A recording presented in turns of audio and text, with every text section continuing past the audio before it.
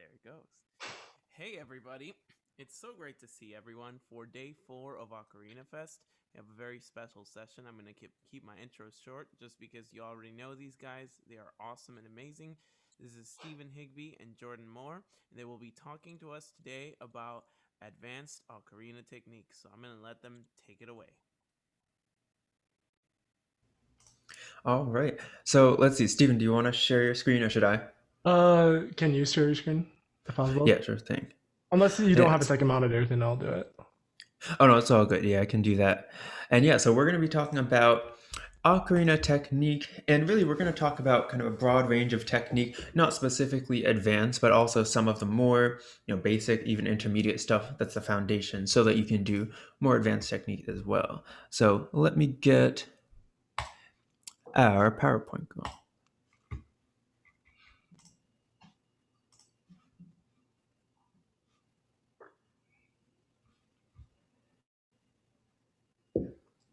And let's see, it's just loading. There we go. So yeah, we can pretty much, I'd say we can go on and just start with the first one. And yeah, did you want to do this one, Steven? Yeah, I'll do this one. So for the first one that we're going to talk about is, even though this is we're not going to be talking about completely advanced techniques, because in order to do these advanced techniques, you do want to work on just your basic techniques a little bit. You want to be able to practice your intonation, practice your articulation, all that stuff. So we're going to be doing a brief overview of all that stuff. So the first thing we're going to be talking about is practicing intonation. And whenever I'm practicing like just tuning and stuff like that, most of the time I don't use a tuner at all. I normally practice by listening to for example, a cello drone. If Oh, I can't share my audio, but that's fine. Jordan, can you pull up a cello drone really quick? I guess. Yeah. Yes, yeah. Let me do that. Yeah. So pretty much a drone, Oops. it's just staying on one note. For example, if you can pull up a drone in the key of C, that'd be great. And what Sure. I like to do is I like playing scale. I like playing just nice, slow, long scales just over this drone, and I'm listening for each interval. And I won't move on to the next note until I can hear that I'm in tune and I'm feeling comfortable enough to move on to that next note. I think you have Oh, to share your audio if you haven't yet. oh, sure. Let me go ahead and, do you hear it at all? You haven't shared audio. You have to share computer sound. So go to options and then I can pull it should be Okay. up. able to share I computer have it sound up. almost ready. Oh, I think I got it. Okay, Okay. Wait, let's see. there we go. Yeah. So for example, this would be an example of a cello drum.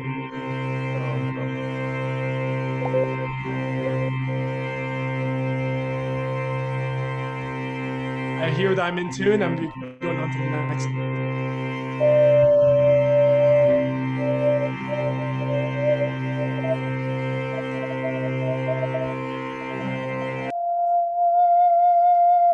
And so on. You can stop it. Yeah, I'm not sure if you could hear it because that was probably really loud, but that's pretty much what I'm just going across the scale nice and slow. I'm making sure each of my notes are in tune.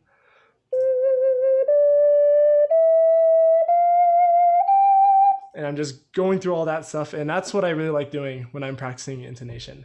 Another good way is singing. So if you have a you can do this with a drone as well. You can sing over the drone, or you can sing the part that you have. But singing is really useful as well. Jordan, do you want to add anything to that? Or... Um, yeah, the only thing I'd add is in addition to like practicing the intonation with singing, it can also be helpful with when you're like learning to play songs too. You can sing it and then play it too, and that'll really help get it into your head, and that can help with the intonation as well. Mhm. So, yeah. Let's go on to the next one. So, yeah, the next technique we're going to talk about is articulation. And we'll talk about a broad variety of articulations and how exactly to perform those on ocarina. So, starting off, and a lot of us probably do this, you should know that when you start a note on ocarina, you do tongue the note, and that's just like pretty much all other wind instruments. You'll say kind of a tu or a do syllable. So instead of just like blowing the air, you're gonna tongue it first. It'll be like,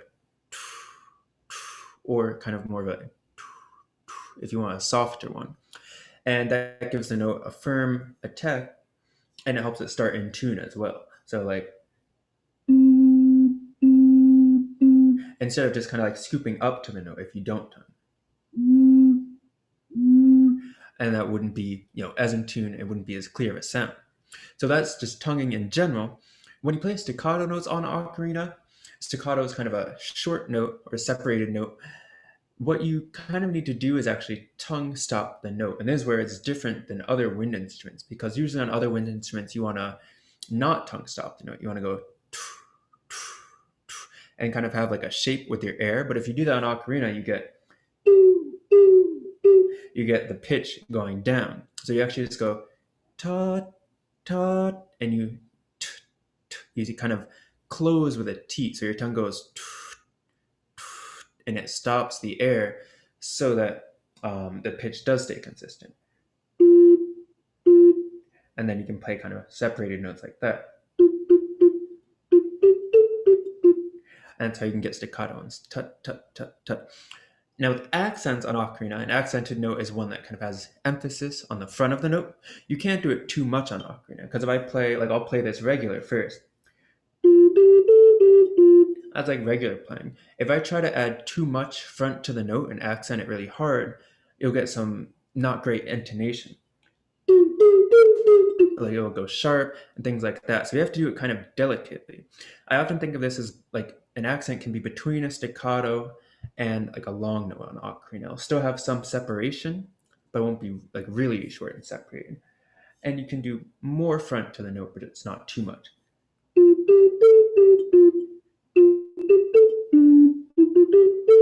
So it's still not too short, not too long, but it has the front to the note. And that makes more of an accented effect as much as you can. A slur is when you don't tongue between notes. So you'll tongue the first note of a slur, and then the rest you just move your fingers and your airstream stays consistent. And slurs can be a really expressive thing too. So instead of playing, then you can slur.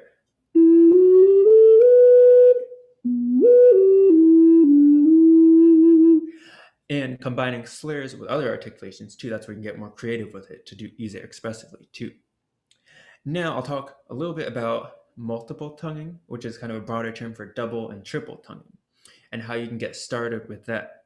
So with double tonguing, you're going to, well, first I'll start by saying with single tonguing, you kind of have a limit. So you can tongue, up to a certain speed, and you can train your single tonguing to get faster by kind of pushing it. But, I'll kind of do like what my fastest would be. That might be about the fastest I can do consistently. But there might be times where you want to tongue faster than that. And that's where double and triple tonguing come in. So with double, instead of going ta ta ta ta ta ta ta, you'll add in a K syllable, or you can also think of it as more of like a D, G, like da da da da da da da, and then we'll get into the other one. But that'll make it less like of a harsh articulation and a more soft one. So for double, instead of doing that, you'll alternate. Da da da da da da da da. And then triple is really just for if a song is in a certain time signature where it would call for triple, or you have like triplets, you go da da da da da da da da da da da. Or you can do it the other way. That says there are two different ways. I would say probably just go with the one that works, that feels the most natural to you first if you're trying to pick which one to do. So an example of double tonguing, this is what it would sound like. If you're doing it right, it just kind of sounds like regular tonguing, but it's faster. But how you get started on it is kind of the difficult part. It's almost like a tongue twister when you're getting started on it.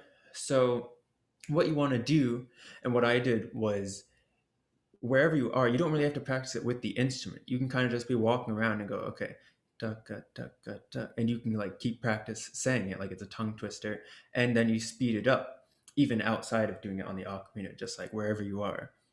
And so that way you can practice it a little more frequently, and you'll be able to get faster and faster until it's more of a double tonguing tempo.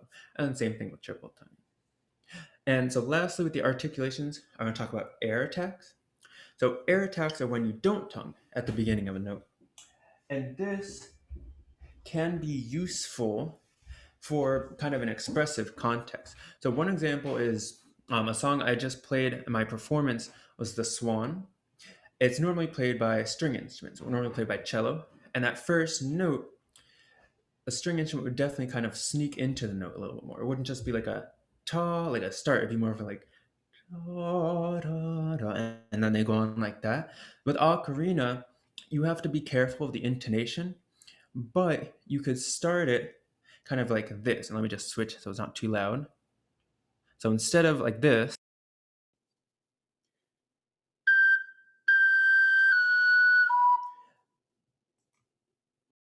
instead of doing that, I'll start it with an air attack. So it's a little bit more gentle.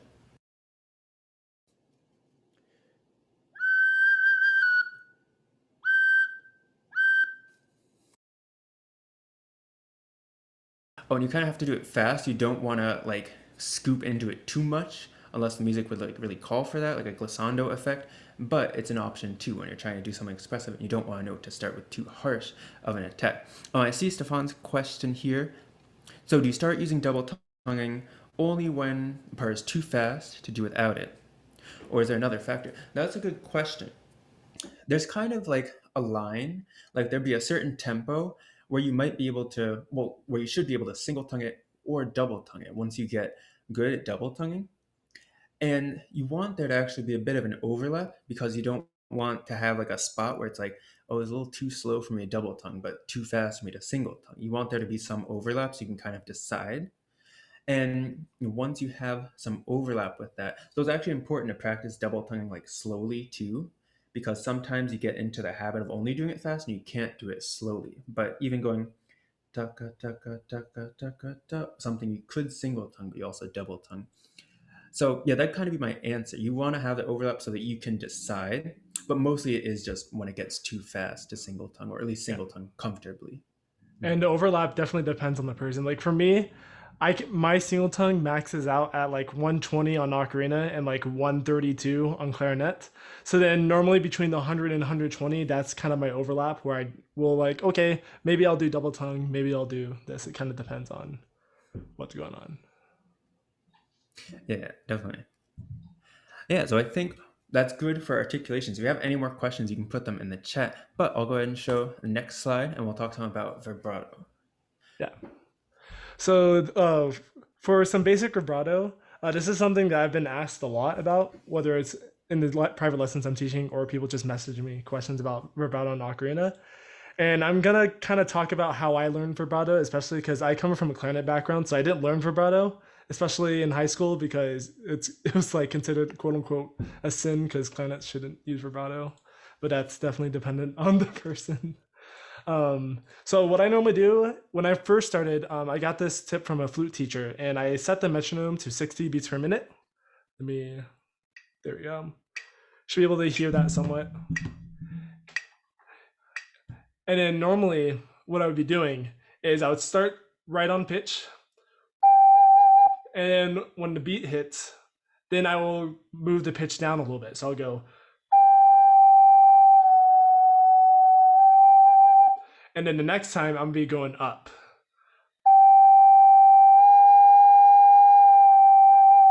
And as I got more comfortable with having that breath control, then I started moving the metronome faster and faster. So for example, if I'm at 60, this is what it would sound like.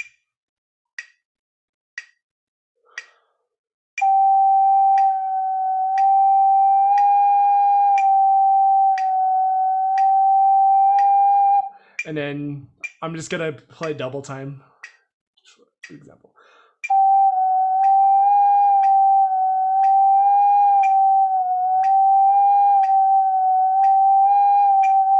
And I'm making sure that my diaphragm is nice and firm. And over time, I just developed that over time, and now I can do it a lot faster than I used to be able to, especially in high school. Oh yeah. So there's multiple ways to do vibrato. The one I definitely recommend is doing it diaphragmatic. So coming from like your lower abdomen and stuff. You can do it with your throat, but for me that develops a lot of bad habits, especially with tension, or it can really easily. So that's just my personal preference with that. Jordan's done vibrato for a lot longer than me because he's a brass player, so he might have another comment or two. But Oh yeah, yeah. No, it's funny because I actually started doing vibrato in one of my lessons, like in middle school. I kind of like picked it up, but I was doing air vibrato on brass instruments, which you're actually not supposed to do. So it's kind of funny I had to switch over. But air vibrato is what I do for ocarina. And the only thing I'd add though is one thing that happens frequently when you're working on vibrato is sometimes it can go sharp. And one thing that apparently string players are taught, or at least some string players, is that you should think more on the lower side than the higher side. So like 30% up, 70% down when you're doing that pulsing of the air so that it doesn't end up like sounding sharp. So that's another way to think of it too, to add to that. Yeah, so the next topic with our technique is alternate fingerings, and we'll talk about different times where it can be helpful and appropriate to use alternate fingerings. So one situation would just be to make a part easier to play. So I'll think of a couple examples with this.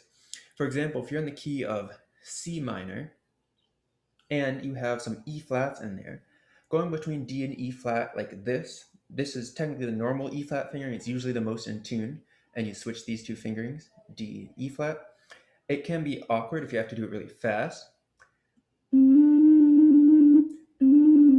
Like that can be kind of hard to do. So then you use the alternate E flat, which is first finger and third finger of the right hand.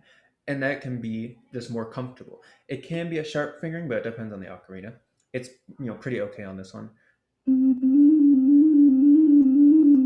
And that's a little bit more comfortable. So that would be one alternate fingering, just an example of where it would make a part easier to play. Another that I've started using some is when you have your notes on ocarina, like your flats and sharps, up in the middle range. So you have like F sharp with this third finger. You have like A flat or G sharp. All those ones where you add the third finger to do the accidental. One thing that you can do, so for example, if I'm on B flat, I want to go to A. Instead of doing, you can actually just add another finger. So instead of doing the switch, I'm going to add my pinky. That's actually not as in tune as I thought it'd be on this ocarina. Maybe I'll try this fingering. So it's close, but it makes it a smoother transition than doing like the switch. So that's just another alternate fingering that could make it cleaner sounding and easier to play. So then you can also do some to make notes more in tune. Do you want to do this one, Steven? I mean, you can do it if you want. I'll just add it if you have. Oh, sure. Yeah, okay. So alternate fingerings can be used to make things more in tune. So an example, and yeah, I think it works on this ocarina. So high E flat, oftentimes the fingering is like E and you add a third finger. But on a lot of ocarinas, that can actually get sharp. So instead of adding the third finger of the right hand, you could add the first finger. And that's one that I use on a lot of ocarinas. And it's a more in tune finger. Another one would be the low E flat on soprano ocarina specifically. That normal fingering is E, and then you add the pinky, like I was doing a little while ago. E, and then you add the pinky. But on this ocarina, that doesn't work so well.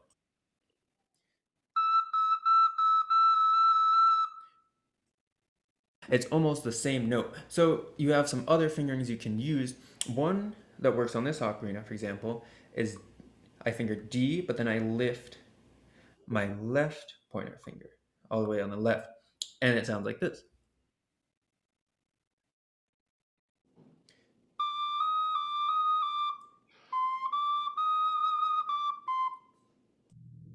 And then that fingering is in tune. So I wouldn't even consider the original one to be a fingering for E flat on this ocarina because it really just doesn't change from the E. And there are a couple fingerings for F sharp I can talk about quickly too. F sharp, sometimes people use the second finger for F sharp, and that's almost always a very sharp fingering. So the alternative, and what you're really supposed to use is the third finger. But you can also use the second finger plus the subhole. And on some ocarinas, this is even more in tune than the third finger, which can be a little too low sometimes. So second one plus the subhole. And it's a nice option too when you're able to do that. So just some alternate fingerings that can make notes more in tune, and you can experiment with those on your own ocarinas too. And it definitely depends on the ocarina because there are some ocarinas, like for example, I have this rotter.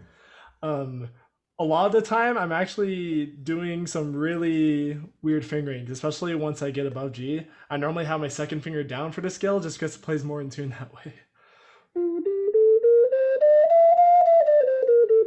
So like it really depends on the ocarina, and then I got this from practicing saxophone because I can do a lot of like quote unquote false fingerings is what we would call it on saxophone when we're using voicing to play different fingering but the same note. But on ocarina, I'm kind of just doing different fingerings. For example, if I'm playing a C scale, I'll go.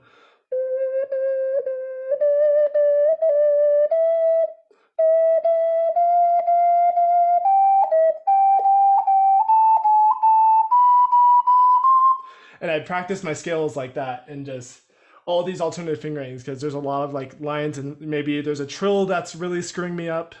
It's nice to have those options in your head. Yeah, definitely. That's really cool.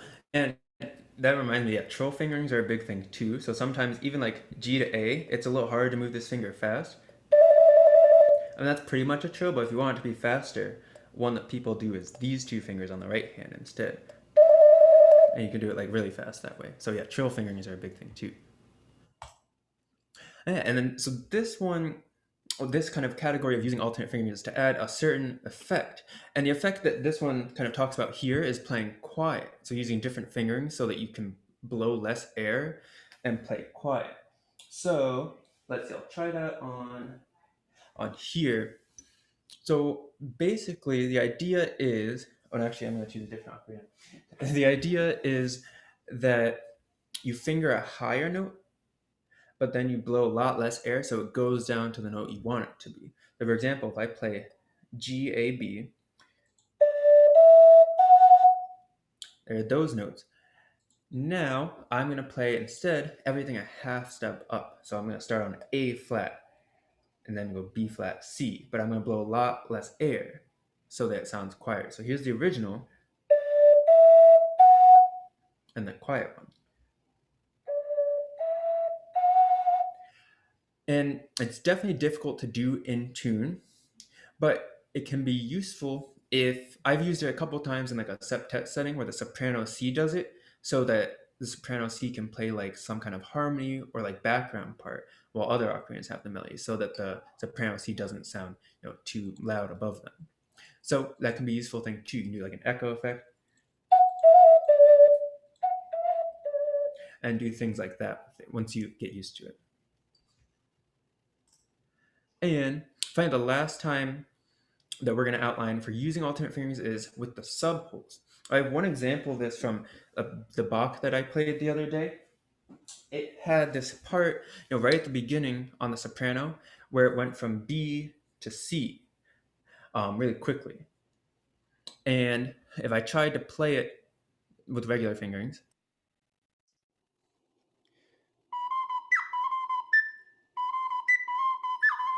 it's it's hard to do it cleanly and hard to do it quickly. Like that was under tempo. So the fingering that works on this ocarina is I finger B and I lift this left pointer finger. And that's what I use in the performance.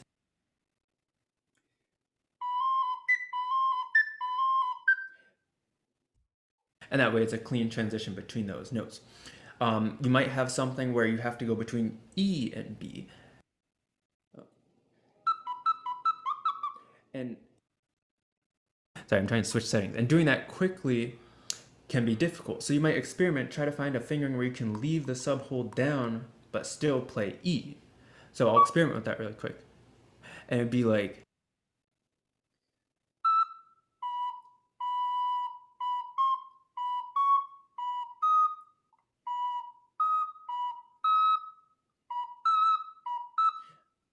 so this one's pretty close. If I like lift up these two and then I can go.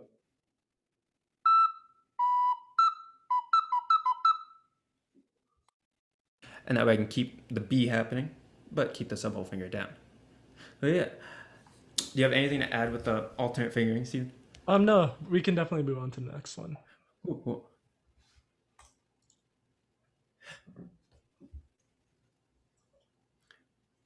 So yeah, we have playing high notes and using the acute bend.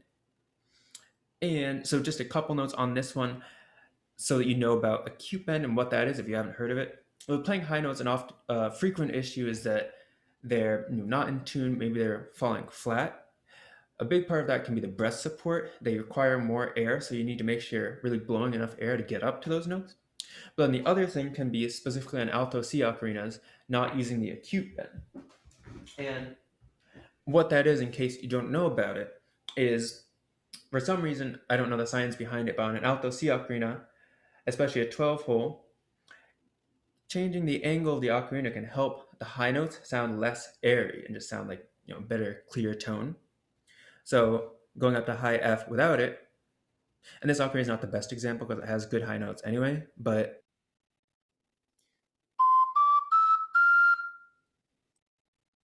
it can sound a little better if I do the acute bend. I change the angle of the ocarina to be down like this.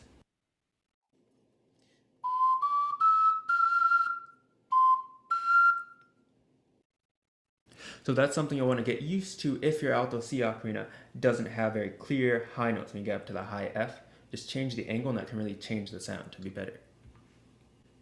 Can I jump in really quick Oh, on yeah, that? High notes? yeah, absolutely. So sometimes, like, yes, you can use a cute bend, but there are some ocarinas where if you find the right angle you can blow into, then the high notes are just gonna be nice and clear no matter, as long as you have that proper playing angle. Because if I play like this, my E is just gonna be horrible. But if I play like straight on, it's just gonna sound great because the air is going directly into the ocarina. So it really just depends on how the ocarina is made and also how you're blowing into it. Which is why I think the acute bend works so well, is because you're blowing air into the ocarina at an angle to make the high notes sound a little bit better.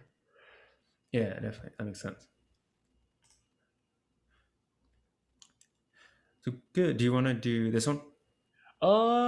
You can start off with this one because I did the first Oh, I'll one. start. Sure. I'm trying to remember which one we were saying. So with vibrato, so we kind of talked about basic vibrato and how you can start learning how to use vibrato. One thing that's really helpful about vibrato is that you can help a musical phrase sound better with it. And you can really just help your playing be more musical and more lyrical sounding with it as you go. So one example, I'll use the Mononoke Hime theme song just as like a lyrical song example. What I might do in that song is, well, I'll just start it and then get to the part. So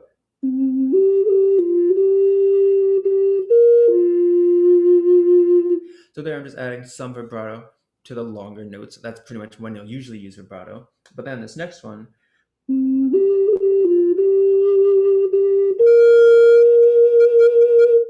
there, what I'm doing is I'm kind of intensifying my vibrato along that note. So I started that B flat with not really any vibrato, and then I kind of had it get wider as it goes along. Da, and I'm almost crescendoing a little bit with my air, but I can't do that too much because then it'll go sharp. But that really helps the note move forward. I've heard a lot from my brass teachers. You never want to have a note. You never just want to sit on a long note.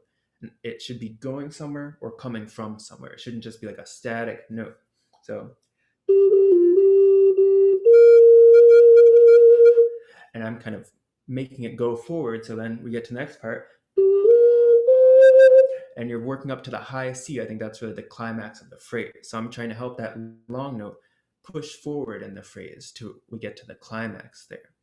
And that's how vibrato, changing the width of it or changing how fast using it can really help make notes sound more intense or kind of sound less intense. So that's kind of my thoughts on that.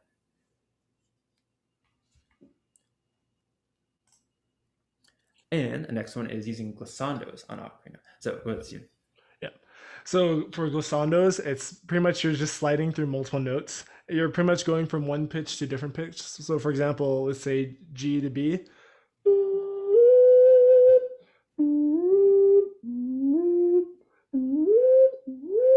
And the way to do this is it's usually done by rolling your fingers off the holes in order to bend the pitch. It can be done by going through many different notes really quickly, especially if the run's a little bit on the fast side. And it's really useful. There's a lot of different ways you can use this, whether it's to kind of mask a run from being too difficult. Like sometimes there's a chromatic run that's maybe a little bit too fast. You might just want to glissando through it or or you can get it for you can use it for a musical effect. So, for example, if I'm playing just the piece that Jordan was playing just now,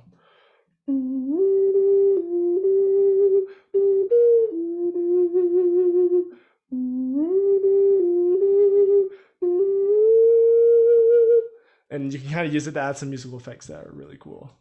But it really depends on how you use it, because there's some pieces where glissandi and pitch bends and stuff like that, they're not going to really work too well. So you really kind of have to pick and choose your spots when you do it. You don't kind of want to do it all over the place randomly, otherwise it'll kind of sound on the bad side. Yeah, definitely. And if you want like good examples of when it can be used, you could always listen to like vocalists and also string players use a little bit of it like in their playing, so you can hear some of that glissando between notes. So it's a good thing to study.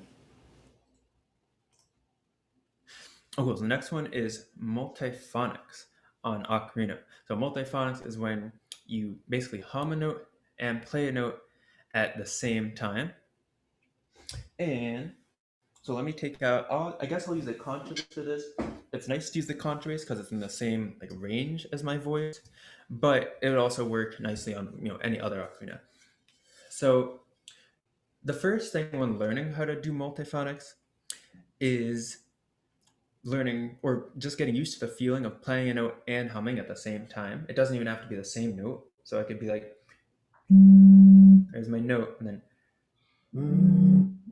like it doesn't have to sound good. It's just like getting used to that feeling because it's a little strange at first. Then you kind of want to get it to start to match pitch and get used to that. So maybe on a G,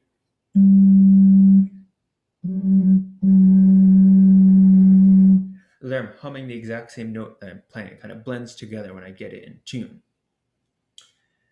Then the trick is separating what you're doing with your voice from what you're doing with the ocarina. So if I kind of play like a low C and hum it,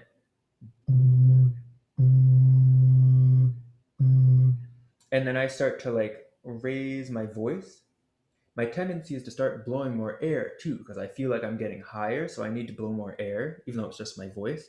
So then that's going to make the ocarina go sharp. That's kind of my tendency.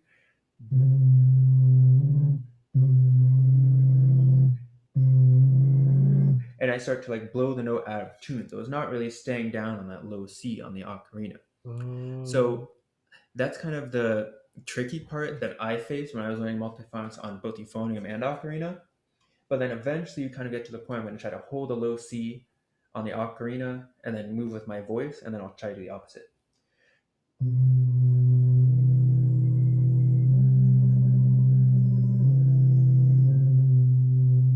It's closer. Low C is not perfectly consistent, but it's closer.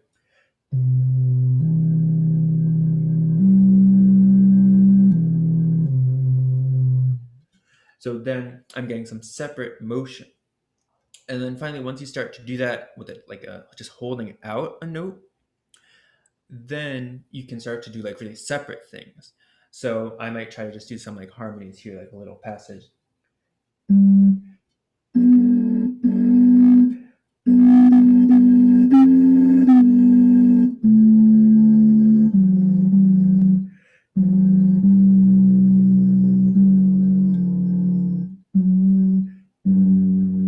So then I'm starting to play like different harmonies, like it's a little like chorale style thing. And so, that takes a lot of practice. And really the big thing is just separating it though. And luckily I practiced this like more on euphonium, but it does transfer pretty well. So that's where I get most of it from. But practicing separating the ocarina and the voice is that big part of it. And so have I used multiphonics in a performance? I'm pretty sure, well, I have on euphonium. I actually haven't on ocarina. I think it would go really well with like a lot of the techniques that Milt was using yesterday, like all those kind of extended effects and techniques. I think it would fit really well in like one of his songs like that. So that'd be a cool situation to use it in. I've done it a But couple of times in jazz yeah, contexts, especially if nice. it kind of adds like a little bit of like a growling effect almost, which we'll kind of talk about a little bit later. It's kind of similar to kind of flutter tonguing and growling, but it's a little bit different. But yeah, there's some cool context you can do with it. Yeah. So next, oh, you can go on this one. Yeah. So for this one, shading the holes, essentially you're letting a little bit of air out of the hole, or covering a hole like partially in order to change dynamics. This is especially useful when you're kind of doing these like crescendos and decrescendos in pieces. So for example, I'm gonna start fingering a high C as an example, but I'm be blowing very little breath, so it's playing a B, and then I'm slowly going to cover my index finger to cover for the note B, and it's gonna just slowly raise the volume, and then I'm gonna release it again, and then it's kind of easier for me to explain if I just play it first. So I'm gonna do this really quick.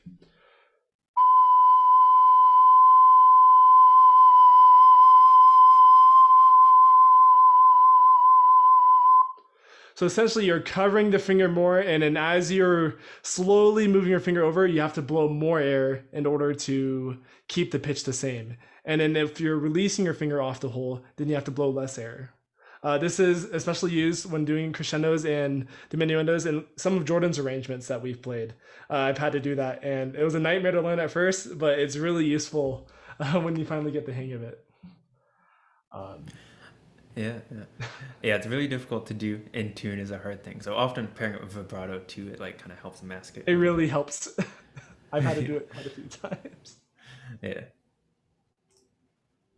And oh, cool. Okay, harmonies on multi-chambered ocarinas. So if you have a double or triple ocarina, you might have experimented some with playing, multiple of the chambers at once and playing harmonies. And oftentimes that can be a really cool effect. So a really nice one that you might do is play a C in the first chamber and then an E on the second chamber. And that interval is like a major third. It's really common in music and harmonies in general and sound like this.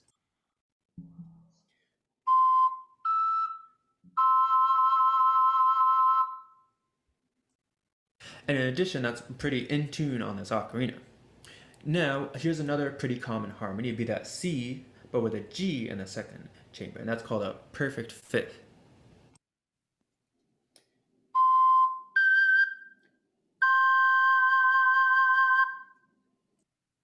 So it's fine, but in this case it's a little out of tune because as you're going up on the ocarina, you need to blow a little bit more air. So the G requires more air than the C. So how can you kind of fix that issue when you're playing both at the same time? Well, that's where you actually do some of that shading that we were just talking about on the notes. So basically, if I blow enough air for the high G, that's going to be a little too much air for the C. The C is going to go a little too high. So what I need to do is lower that C in the first chamber. What I'm going to do is use this finger, or I could use any of these fingers that I have open. I'm going to cover a little bit of a hole until it becomes in tune.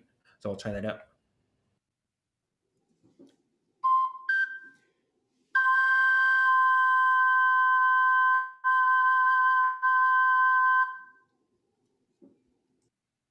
So at that point, I kind of rolled it down until it sounded in tune to me, and it didn't have too much like clashing between the notes. And that's pretty much the general idea of that. Another one would be like low G and high G, and you can cover some of the subhole to make that in tune, a nice octave. Instead of being like this,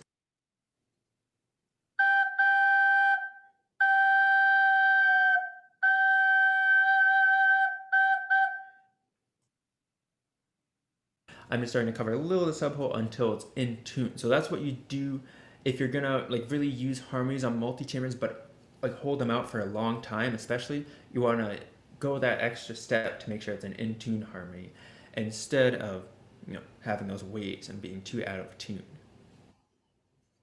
I'm gonna answer one of the comments in the chat. Yeah. So why not rebalance by changing your blowing angle? While you can do this, this does work, especially if you're playing this in a context where you don't really have much time to think about it. It's a lot easier to just kind of move your finger and shade a hole rather than completely change the angle of what you're blowing into the ocarina in. At least in my experience, it's just a lot easier to shade a hole. But you can do it that way. Oh, and that's a good question from Angela too. But yeah, I agree with that. She was asking, so could you do the opposite and shade the G instead? So yeah, instead of making the C lower, maybe make the G a little bit higher would be the opposite, and that would make it in tune. You could definitely do that. I think the reason I prefer the C is because shading a note to be lower is less finicky because you can like just start to cover part of the whole just a little bit. When you try to shade a note to be higher, sometimes the pitch can jump a little bit more. I'll kind of give a demonstration of that. So like on the high G,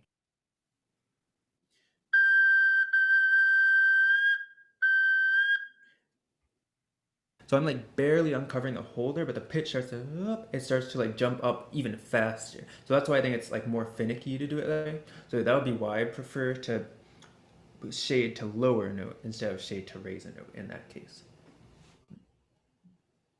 Yeah, no problem. And let's see. Oh, good. We have flutter tonguing next. I think we can go on to that. Yes. Okay, flutter tonguing. Yeah. Okay, I'm unmuted. Okay, just making sure I was muted for a second.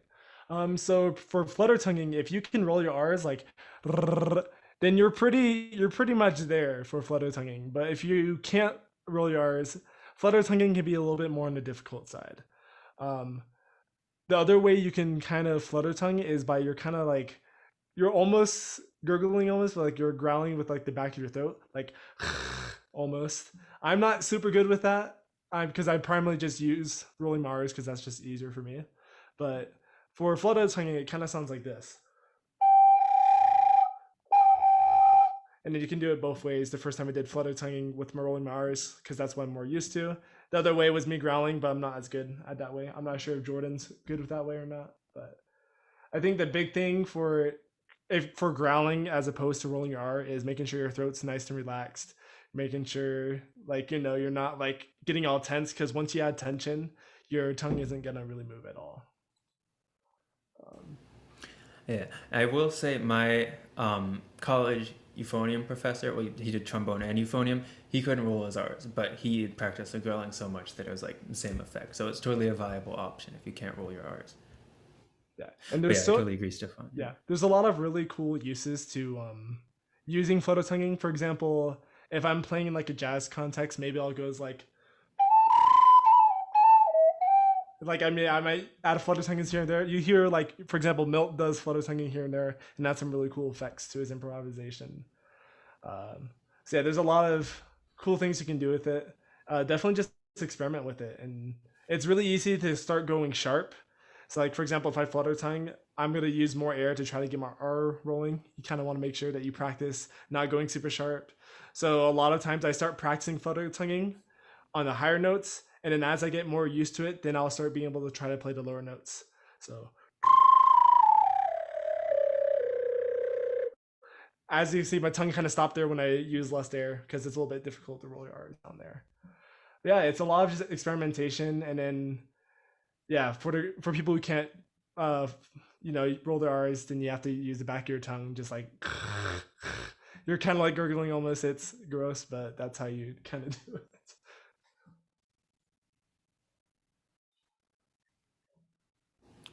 So the next technique that we're talking about is Fipple bend. Now, Fipple bend is when you cover the sound hole of the ocarina.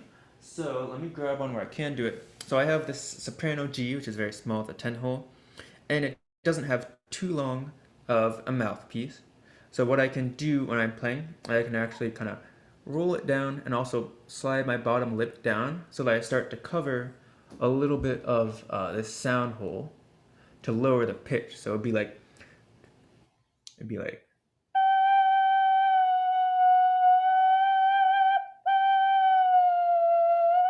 and you can go down pretty far depending on the ocarina, usually not more than like a minor third, like from C down to A. So it's something you can use. It's really common on pendant ocarinas because they don't really have the longer mouthpiece sections like this. But some transverse ocarinas you can do it too. In an ocarina septet setting, there's not really any reason to give the fiddle bend to anyone except for the contrabass ocarina. Because like if you have the soprano G doing it, it's like, oh well, the alto C could just be playing that if you really needed to go that low. But the contrabass being the lowest ocarina, you're really extending the range of the ensemble by a couple notes if they're okay with going down to low B or low B flat. And I've even written down to low A on contrabass. So just so you can hear what that sounds like. So here's the low C, and then I'll go down to like B, then A.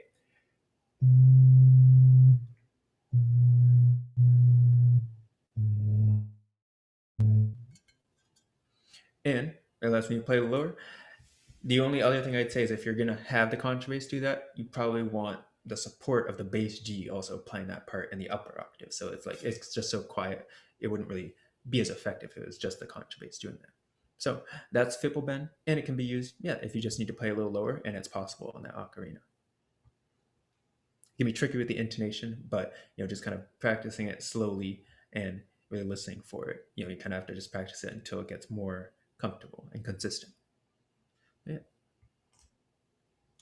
Oh, and overtone fingering. So this will be fun. There are a lot of different things for like sopranos and then also multi-chamber ocarinas. You can do this. Do you want to start with like I guess your example, Stephen? You can start first. Oh, sure, sure. So I do a lot of this on soprano, and it really only works. It works on soprano ocarinas, and yeah, like I was saying, multi-chambered soprano Cs especially, but some soprano Gs can do it too. So it's used to play above the high F. You're doing a fingering and blowing enough air so that it jumps up to a higher, basically harmonic of the note, like a higher version of it. So a lot of sopranos can do like high G. A common fingering is, let's see, we kind of call it like Spider-Man fingering. It's like these two fingerings, so these two fingers and a thumb. And so I'll play the low G and then I'll use that fingering.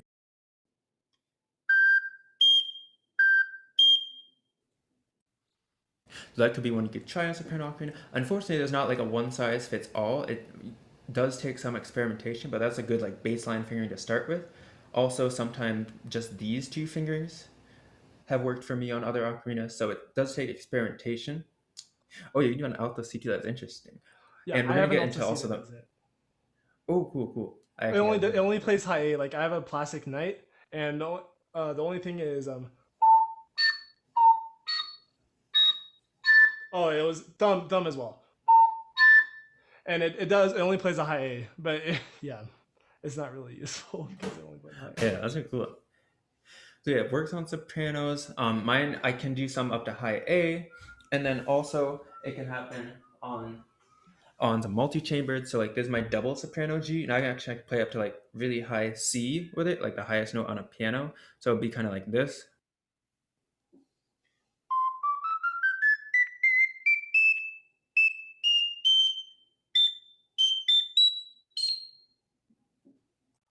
I've like experimented with those fingerings, and I can get to go all the way that high. So it can be useful in certain times. It's nice. Again, it extends the range of the ocarina septet. When you have the soprano CD, that can go a little bit higher. You can get that whole septet range a little bit more versatile.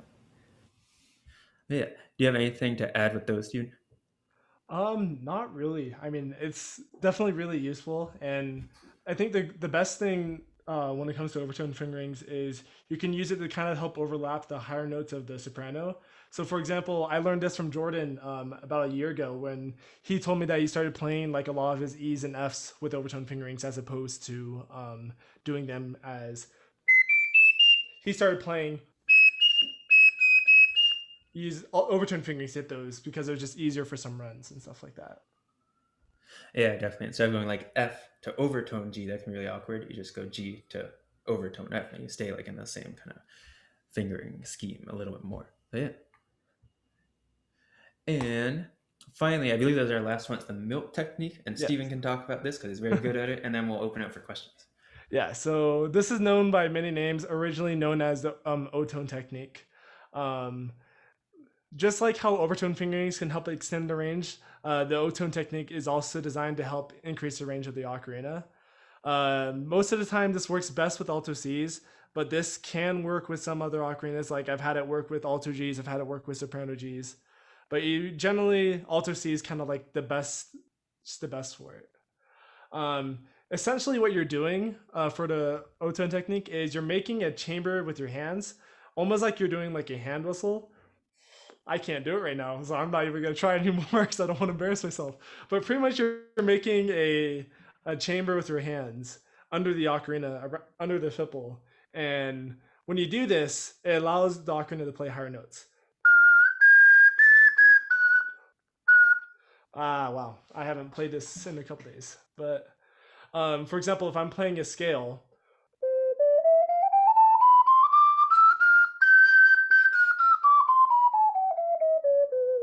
can we stop screen sharing really quick so they can see our cameras? That'd probably be best for this. Yeah. I'm not sure if you can see me. Hopefully you can, or if Nicholas can spotlight me, that'd be great. But pretty much the way you want to hold the ocarina is once you're getting up to the high notes, you want to have your pinky and the ring finger be supporting the tail of the ocarina. Normally, I do this around A and B and C. So if I'm playing a scale,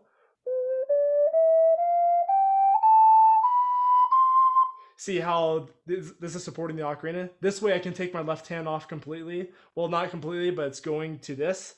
It just makes it so it's nice and secure so I don't have to worry about dropping the ocarina. And you can play up to like, D and E and stuff. You definitely have to practice, and it's all muscle memory. It's just completely muscle memory. It's really difficult to play at first, but once you do it, you can get some cool effects. And Milt's absolutely insane with this. I'm sure if you when you see Milt play, or if you already seen Milt play, it's insane. He's so good with it. But that's pretty much the rundown of that. Um, that's a good question, Stefan. So you can move your other hands. You can move your right hand, or you can move both to play the higher pitch. But for me personally, having my right hand kind of as that support, so I only moving my left hand is what works best for me, and that's how I kind of develop my muscle memory for it. Wow, I am bad with it right now, but you kind of see, kind of how to do it.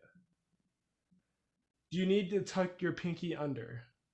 No, not really. I mean, I'm kind of doing this like this. I'm almost like sliding my hand under. So I'm kind of doing that motion to play higher notes. Yeah. Yes, my right pinky is under the tail of the ocarina. It's supporting. So the tail of the ocarina is right between my ring. Why is my camera not focusing? That's weird. But it's right between my ring finger and pinky. And that's how I'm supporting the ocarina. And my thumbs go right between the mouthpiece and also this end of the ocarina. So yeah, is there any questions? Now's the time to ask questions because we have a couple minutes. I'm gonna move in. Can you add a spotlight to Jordan as well, Nicholas? Thank you. Cool. Yeah, now's your time to ask questions if you have any. We probably only have time for about one question just because we have a premiere right after this.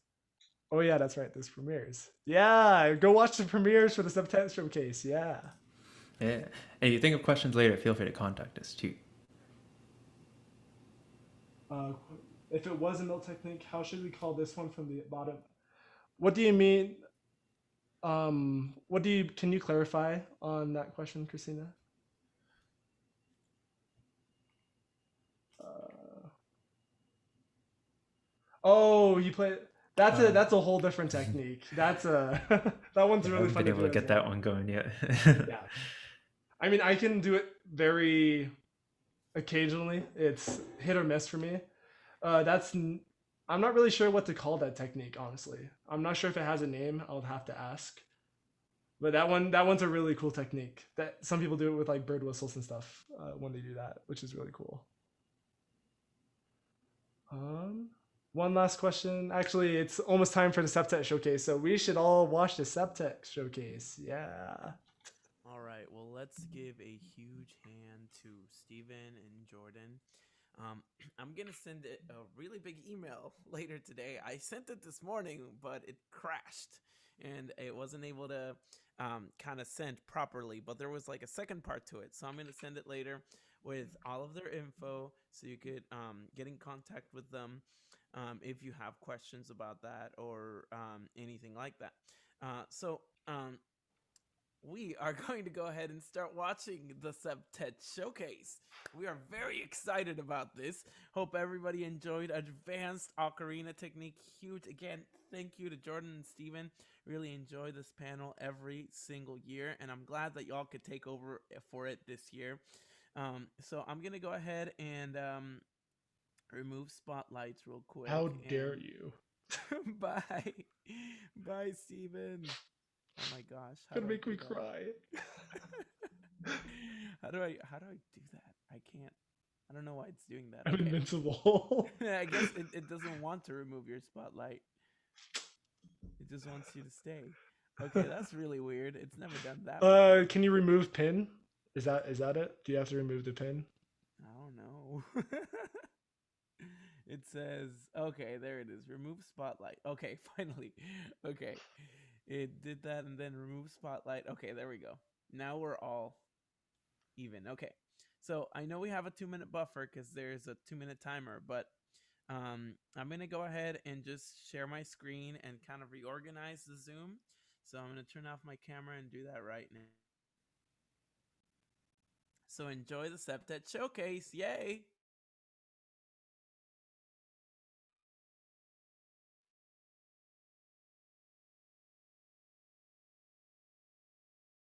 I'm going to also share the link for this.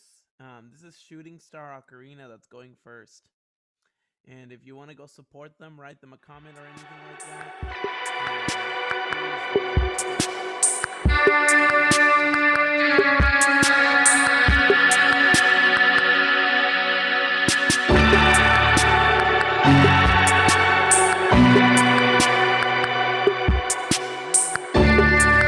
Hey, Nicholas, can you turn down the volume and speak things in?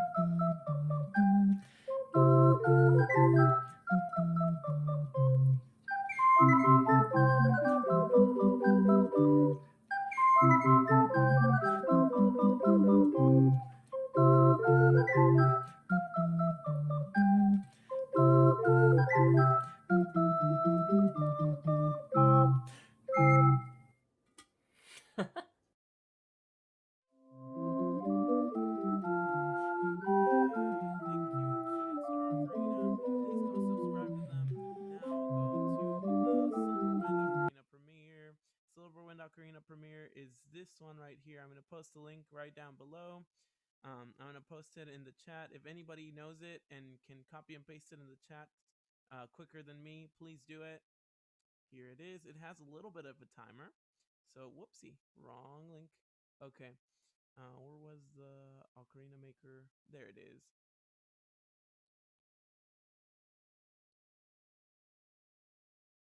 There we go. All right, and I think this one was it. So, hello, Silverwind Ocarina.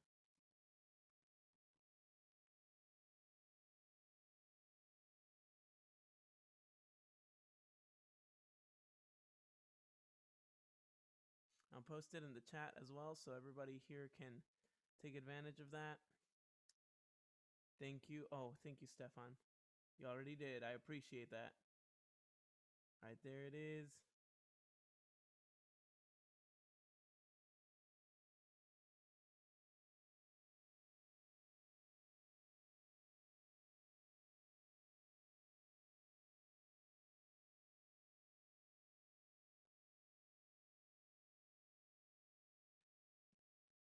Try to get on my backup account and say hi.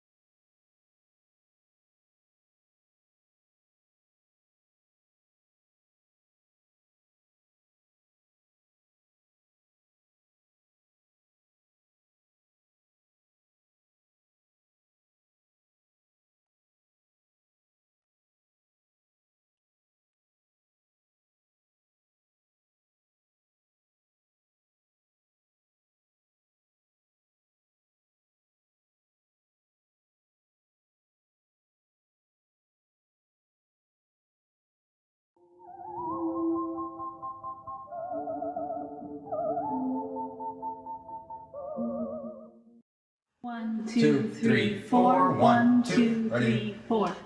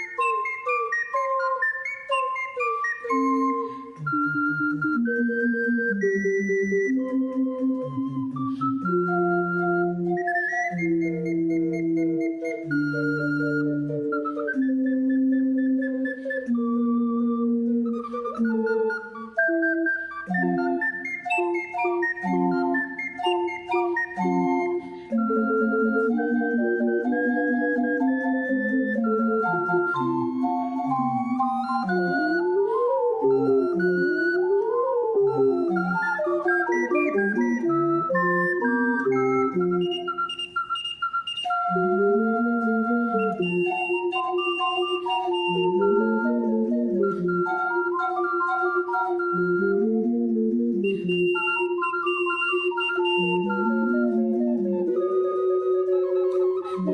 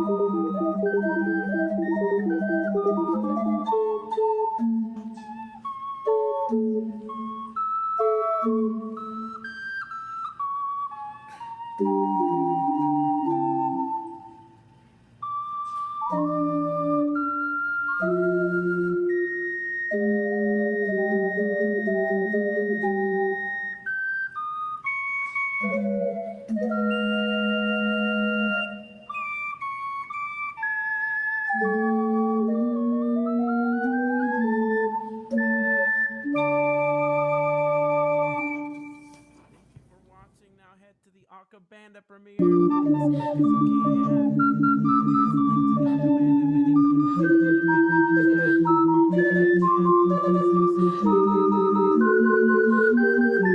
link in the chat, type in. Please do so.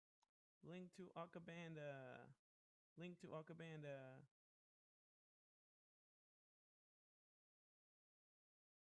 Banda, there it is. Link to Banda. If you leave a quick subscription for Silverwind, they would really appreciate it. All right, and Banda is right here. I refresh it.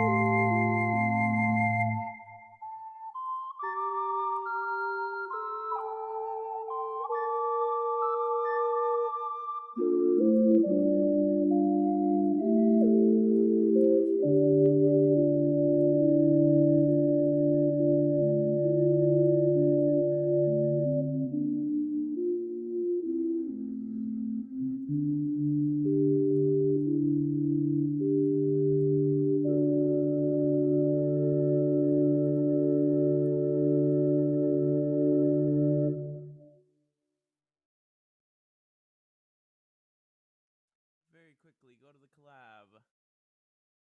We should only be like a couple of seconds late.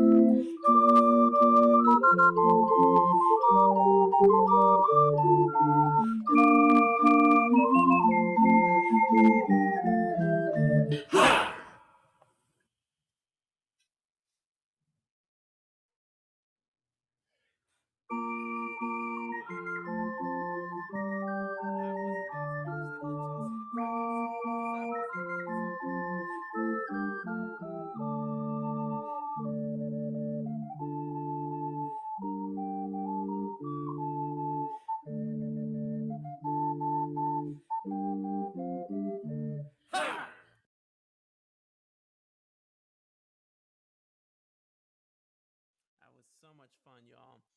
All right. Well, that was our Septet showcase. Incredible. Please go subscribe to all these three channels. Subscribe to, oh, I'm going to turn on my video real quick. Subscribe to Shooting Star Ocarina. Oh, I'm not sharing my screen, duh. Okay, here it is. Subscribe to Shooting Star Ocarina. Subscribe to Silverwind Ocarina. And let's not forget, subscribe to. Oh, I'm trying to look for Akabanda. Hang on. Akabanda. Subscribe to. Oh my gosh. I spelled it wrong. There it is. Okay. Subscribe to Akabanda. Here it is. In case you missed it, these septets would absolutely appreciate your support.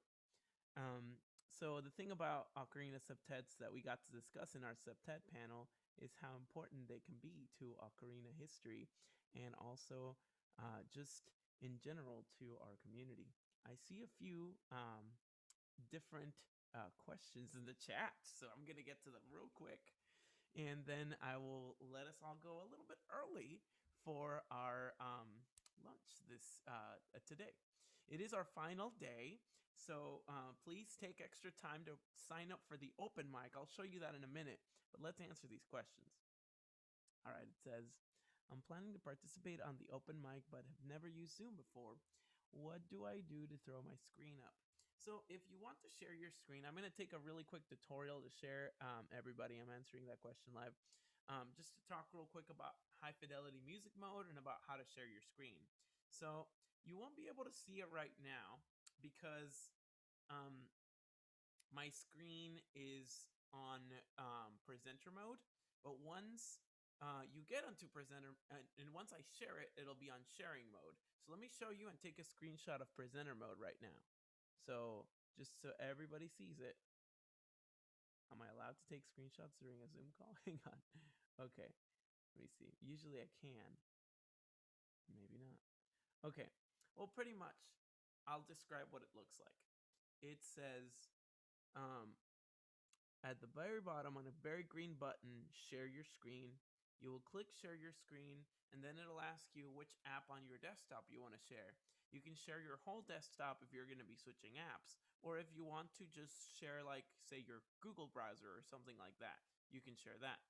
If you're planning on playing a backtrack, you will have to figure out your own individual sound. So there is an option for sharing your sound as well as sharing your screen. And I'm going to talk a little bit about sound and high fidelity mode in a minute. But be sure whenever you do share your sound, you go to, correct me if I'm wrong, any of the admins, but I believe just because I'm rerouting my sound, I'm not sharing it.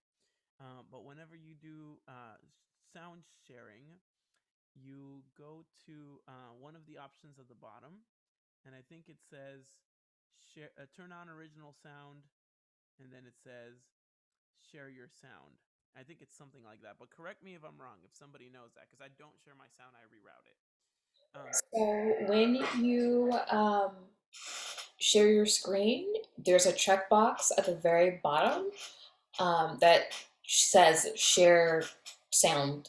So you check that as well when you share your screen.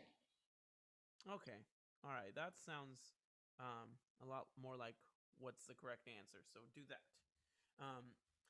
I was going to say too, whenever you are on Zoom, and this is something I can share my screen for, there's something called high fidelity mode. So you'll see right now all the tabs I have open and everything. So you have to go to preference on Zoom. Depending on whether you have Mac or Windows, you'll hit right here somewhere. Or preferences is where you want to go to. You have to go to your audio preferences, and you have to go here to check what microphone you're using. If you're using a microphone, make sure that Zoom is picking up your microphone. So be sure you do that. I'm rerouting my sound through Black Hole. That's why it shows that. What you're gonna want to do, yours will show the microphone. So yours will not show this. Yours will show whichever microphone you're using. What you're going to want to do is you're going to want to I think unclick automatically adjust microphone volume because that may cut off some of the ocarina's high notes. When it comes to suppressing background noise, you really want it to be on low, not on auto. Auto will also affect your sound quality. If you are in high fidelity music mode, this will give you a lot more options and it'll sound a little better. So you want to click this, make sure this is checked. And all of these I have checked because I find that they work well. I've seen some people uncheck this one, which works too. But I would just say check all of these for now. That's what I would probably advise everybody. So I'll share it again so you could see it. Make sure your microphone is on the microphone you want to use. Make sure you're in check, automatically adjust microphone volume. Make sure you go to low, faint, background sound, music, and professional audio. Does anyone have any questions? Yes. Also, if these options are not showing up for you, Jack, that's a great point. Download Zoom's latest version so they do show up for you. Does anybody have any questions? If you want to reroute your sound through the way that I do it, I can leave a link to a video in the chat, and you can try to do it, but it's a little bit more. It's not super hard, but it takes a little complicated, and it only works for Mac as far as I know. I know Steven does it through Reaper, and he does it through being able to like reroute the audio like manually. So let me link that video right now for anyone that's interested in knowing how to do that. Here it is. So I did an online open mic. Whoops. Okay. So pretty much it would just it would reroute your audio, but that's like this is like advanced. This is not required at all. You're really good to go with just getting your Zoom features and your preferences the way that I listed them. But in case anybody wants to look into this and they really want to like just play a backtrack as they just play it on their computer and they want to share their original sound and they have a Mac and GarageBand, then this will work perfect. So if that's you, then feel free to use that. It's a video you can watch on your own. If not, we will see you guys back at 1 p.m. Does anyone have any questions? Congratulations to all the septets. Y'all sounded awesome. I enjoyed every single performance. I was so happy to see them, and I was so happy with Shooting Star's very special collab. That totally made my day. I love seeing the Silverwind logo in one of the little parts of it, so I was really, really happy about that. Thanks, everybody, about that. All right, we will have to go offline for a little bit. I will see if there's time to do a sound check for any of the performers. So if you're a performer, I think it'll be like 12:30 that I may be free again. So we will see you guys at 1 p.m. If you have not signed up for the open mic and you want to know how to sign up for the open mic, it's right here. By the way, the open mic is no heavy pressure. Like you could be a complete beginner and literally play Song of Time or Mary Had a Little Lamb, and we will all be supportive. So don't feel like, oh my gosh, I have to be Jordan Moore, I have to be Stephen Higby, I have to be David Ramos, I have to be Ocarina Owl, I have to be Milt, I have to be Rachel Wilson. No, you are like super totally fine just playing. No matter what you play, this is a fun community relaxed event, and show us what you got because we would absolutely love to see what your playing is like, and we would love to support you if there's anything we can do. And also, if you really like to share your music, this is a perfect audience for it. So feel free to do it. Even if you don't have like an amazing microphone either, like even if you're using your phone, even if you're using your computer, totally fine. All right, any other questions? I see something in the Q&A. Should be live play or video okay for open mic? Video is okay, but we may play videos at the end. just because we want to give the live performers is the priority. But that's an interesting question. I've never gotten that question before. So I will play videos at the end, and I will prioritize all the live performers first. So if you signed up on the sheet, you may find that you may be first. So we have quite a bit of people signed up. Please make sure you go over there before any of the spaces run out. All right, I linked it, I think, in the chat for the sign up. I think I already did that. Yeah. Okay. We will see y'all at 1. Bye, everyone.